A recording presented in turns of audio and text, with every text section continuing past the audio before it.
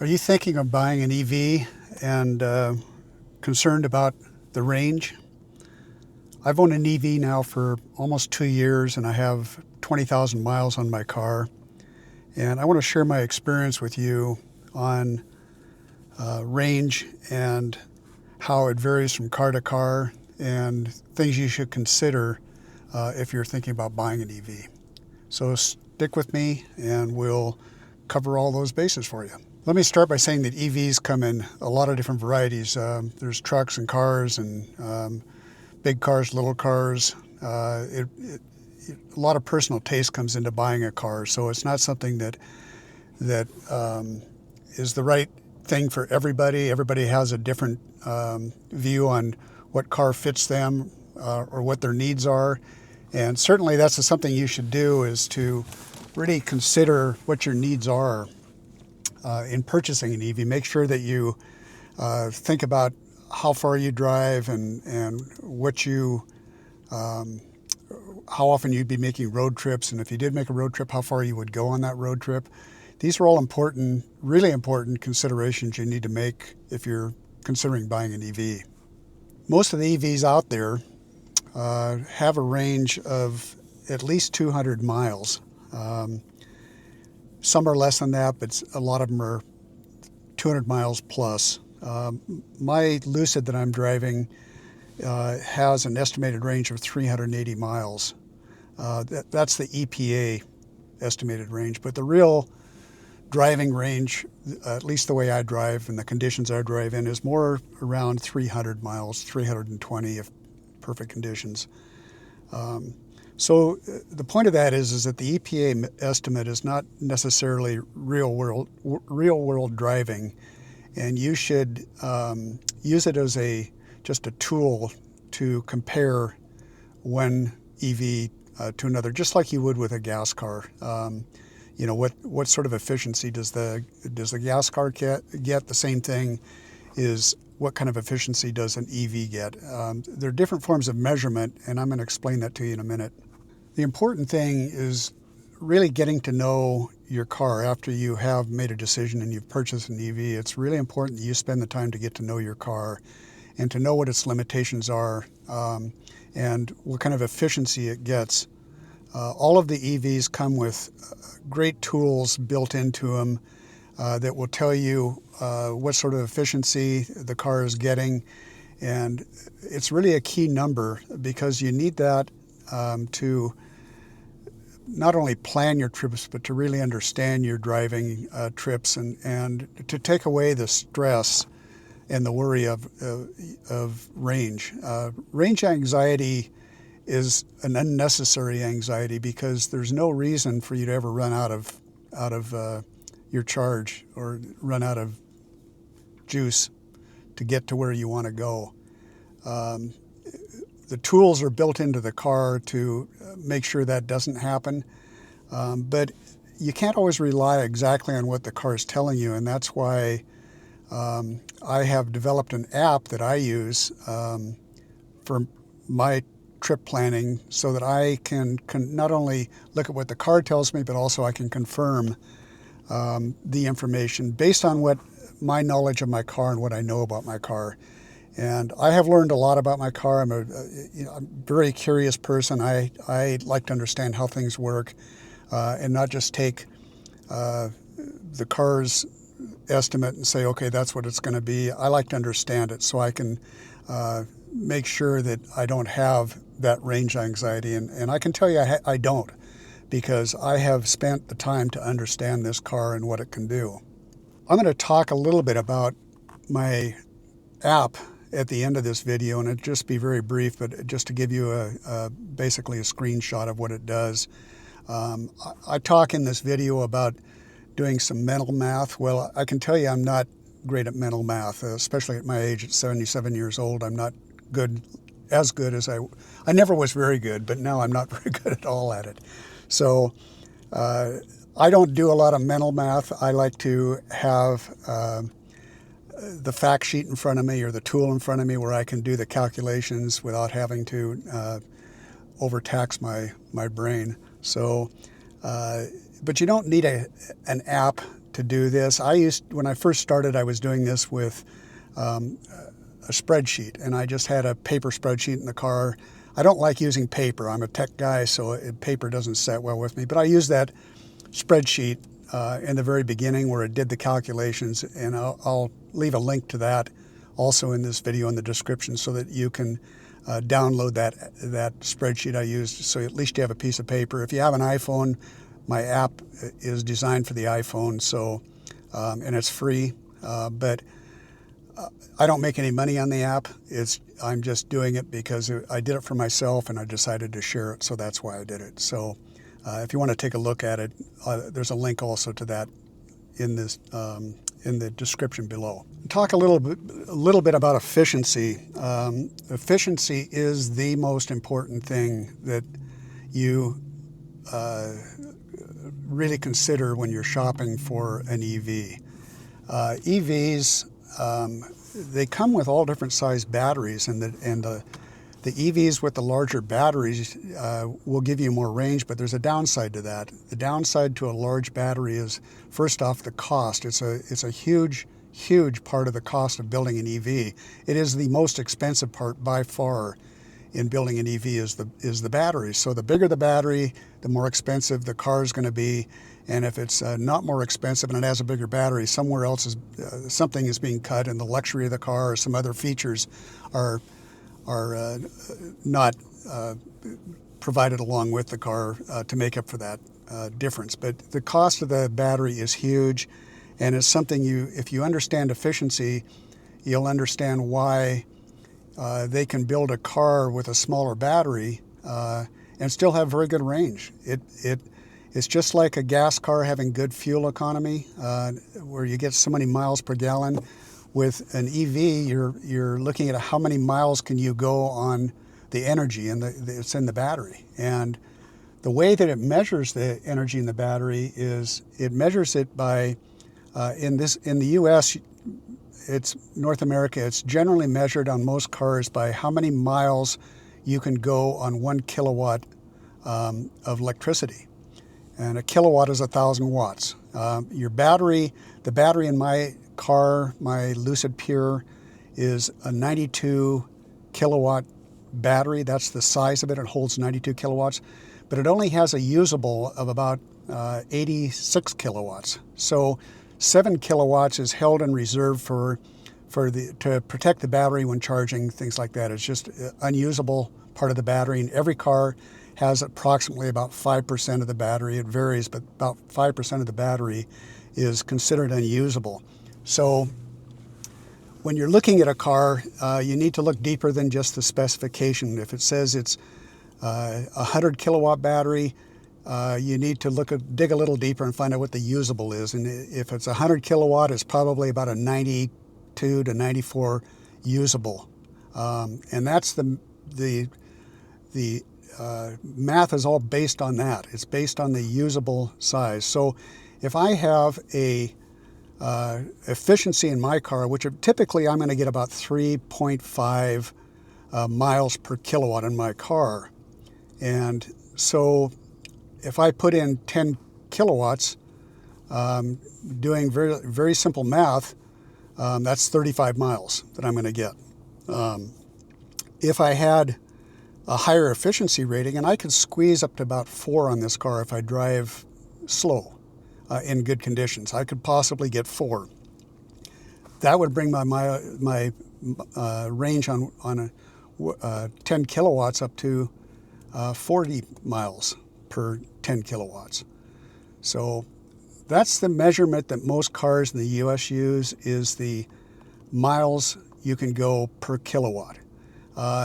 Some of the cars and some of the Teslas, maybe all Teslas, I'm not sure on this, but they use a different measurement. They use a measurement, in other countries use another measurement of how many kilowatts per 100 miles, or in the case of Europe, how many kilometers, 100 kilometers. So how many kilowatts would you use over a stretch of 100 kilometers?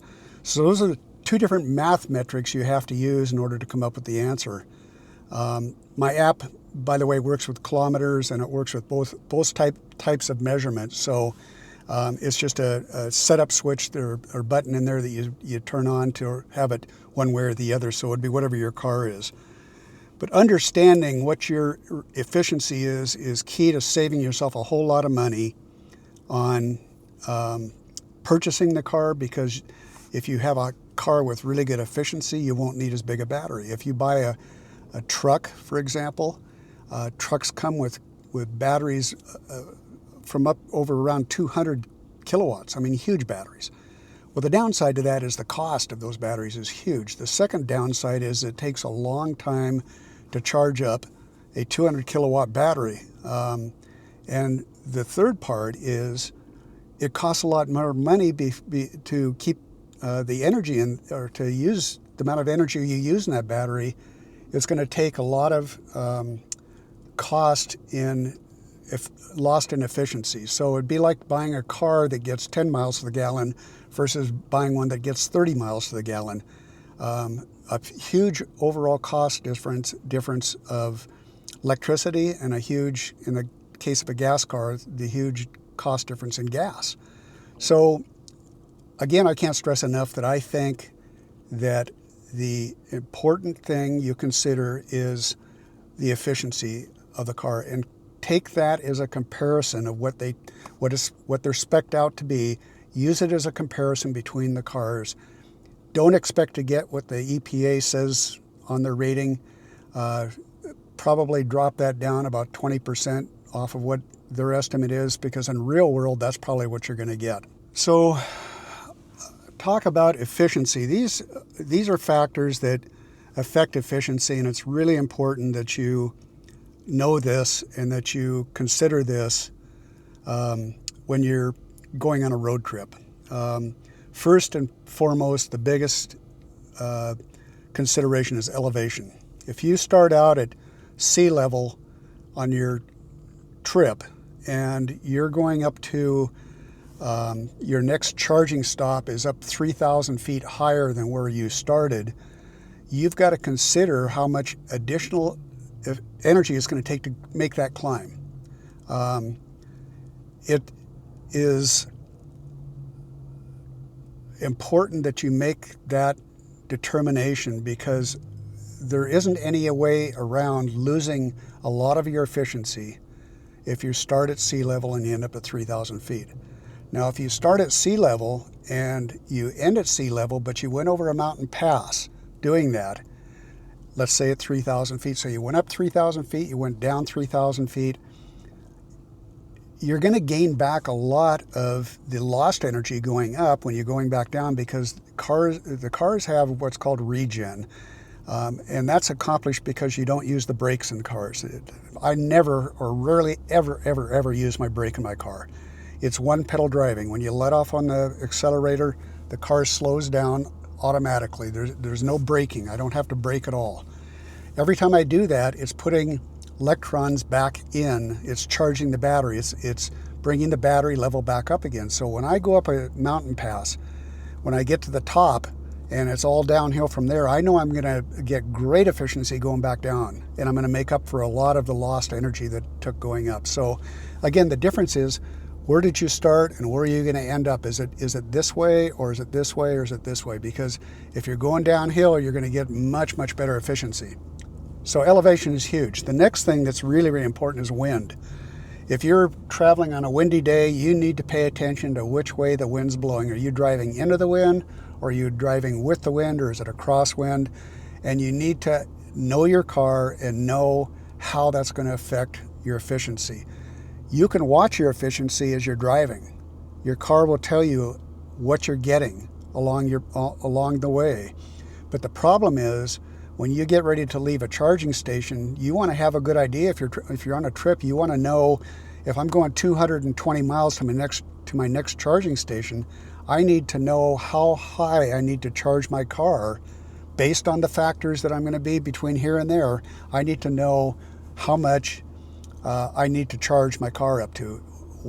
I've said in a previous video, when you're charging your car, if you charge above 80%, it is slow. I mean, it takes forever from 80% and above. On my car, even at 70% and above, it's very low to or it can't put enough energy back into the battery at that charge rate. So you're better off to charge from 20% or 10% to 60 or 20% to 80, but don't charge over 80% unless you need to. But if you are leaving to go on that trip, you need to factor in things like I said, elevation and wind. And also consider, obviously, snow. Rain will also hurt your efficiency just because there's more resistance on the road. The outside temperature will affect your efficiency, so it's important if you're on a warm day, you're going to do better. If you're in a cold environment, you're going to do much, much worse in cold weather. So again, and something else to think about and factor in on your efficiency. You can't control the weather and you can't control the fact you're going to go over an elevation, but the one thing you can do is you can control your speed, and speed is a huge way to save efficiency. Electric cars are not like gas cars. Gas cars do much better in freeway driving out in the highway for efficiency than they do in the city. And stop and go traffic is not good for efficiency on a gas car. With an EV, it's just the opposite. In the city, they are great on efficiency because you're never going very fast. There's no wind resistance. They just do better at slower speed. The faster you go in an EV, the more it will affect your range. So it's a real easy thing for you to control. If you're starting to get worried on your road trip and you're worried that you may not make it to your next charging stop, simply slowing down will make a huge difference. For my car, if I'm going 70 and above, I lose a lot of efficiency above 70 miles an hour. If I'm not worried about making it to my next stop, I don't worry about that. But if I'm worried about it, if I slow down to 60, it extends that distance that I have left. It will get much better efficiency, and I will have a much more stress-free trip, the remainder of that trip, and my wife will too. So it is important that you, if you're starting to worry and you're trying to improve your efficiency, slow down, and it will make a huge difference. The other thing you can do, which is a little trick, and I don't recommend doing this unless you have to, but you can always tailgate a great big semi going down the freeway, because you get behind a big semi and you get that back wind coming off the back of that truck, and it'll actually put you in a vacuum a little bit and give you much better efficiency. So it's a little trick if you're ever desperate. Get behind a great big semi and just kind of get on its tail, and you'll find that your efficiency goes way up. Most of the battery sizes, like I said earlier, in vehicles, they range from about 40 kilowatts of size all the way up to 200. I think there's a couple of them that went over 200, a couple of the new trucks that are out. But that difference is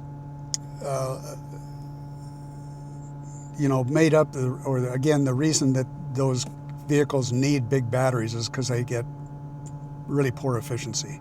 So I can't stress enough that that's something to really evaluate if you're searching for an electric car or considering one. Getting back to knowing your car,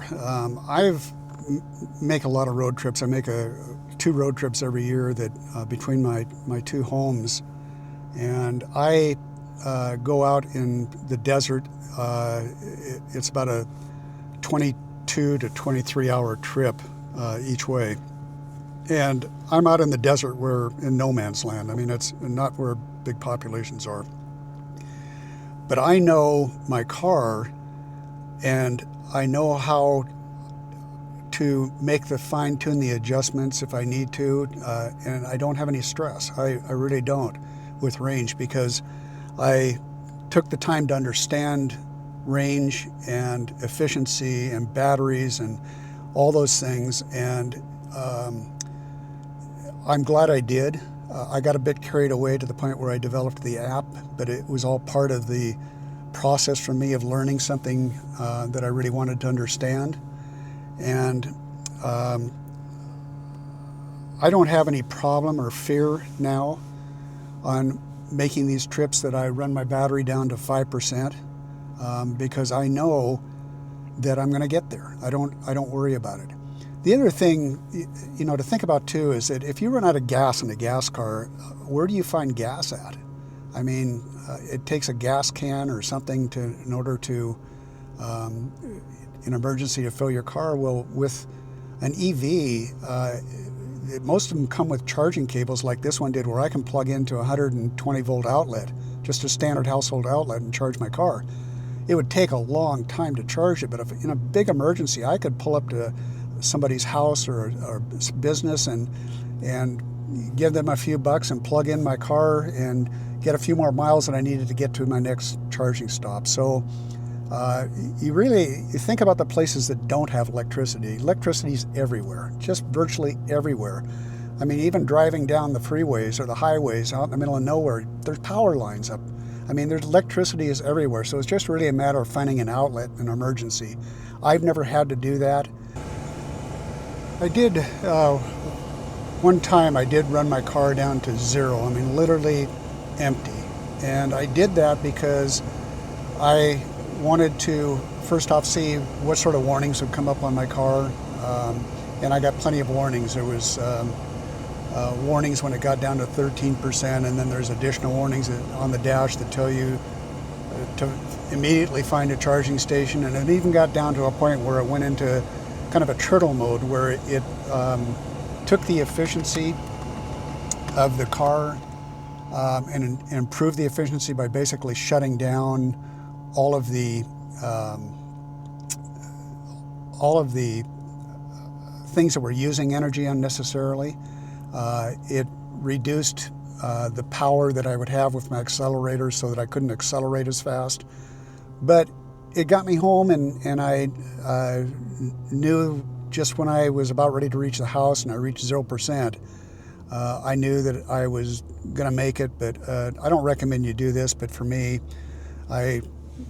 much to my wife's dismay, I do some of these things because I just like to see what'll happen. So anyway, I want to thank you for watching my video, and I hope you found some value in it.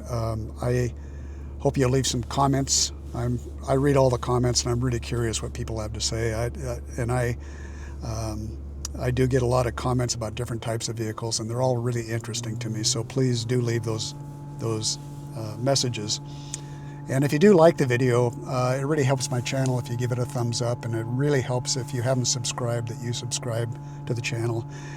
I do plan on producing a video here very shortly on the app that I developed, so that I can just kind of show you what it does, and it'll certainly give you a better understanding of efficiency and the measurements and all that other. So watch for that video. If you subscribe, you'll see it come up, and I appreciate you taking a look at it and getting your comments back on that.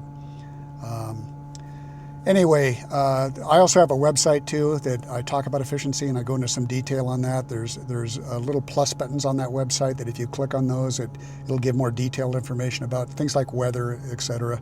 And that website is evrangecalculator.com. It's evrangecalculator.com, and I have that linked also in the description for you. So thanks again for joining me, and make sure you enjoy life after 70. Thanks.